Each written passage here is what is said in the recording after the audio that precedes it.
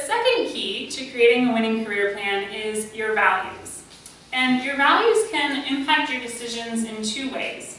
One is a kind of big picture value, like how you want to show up in the world, what you care about. And then it can also be a day-to-day type value. And I have two stories to illustrate this. At one point I was giving a talk to a bunch of college students, and at the end of the talk somebody came up to me and she was very excited. She told me, "I just love health and fitness and outdoors and all this wellness type stuff." And then literally in the same breath she said, "And I'm thinking about interning at Frito-Lay," which, if you know what Frito-Lay is a junk food company. And I didn't keep in touch with this particular student, but I can only imagine that there is quite a conflict between what she valued and working for a company that is not quite in alignment with those values.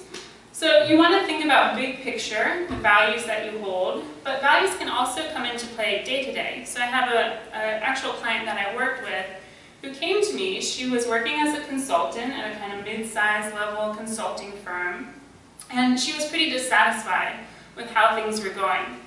But it was peculiar to me because most clients, when they come to me, they're kind of hanging a little low, they're not feeling so great about the work, and this client kept throwing out phrases like, "I love this, it's so great about this." So I was really confused, like, why are you coming to me if everything is so great?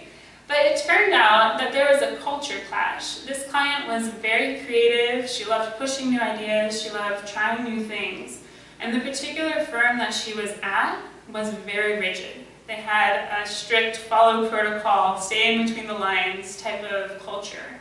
So she felt very unappreciated for everything that she could bring to the table, and she was actually discouraged from bringing those innate skills that she had because she didn't work very well with that culture. So with this client, she was in a perfectly fine industry, but what she needed to do was find a better culture match. So she wound up exploring and finding some different firms that really valued the same things that she valued.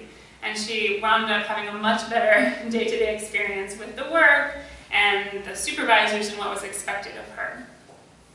So I want you guys to think, and this isn't going to be something that I have you share, but I'll just have you reflect for a minute or two. What are your values? And you can think about this as, what do you stand for? What kind of person do you want to be? Kind of way big picture. You can also think about it in day-to-day. What's most important to you right now? Do you want more financial security? Do you want more fulfillment? Do you want more work-life balance? What's kind of the priority? So I'm not going to ask you to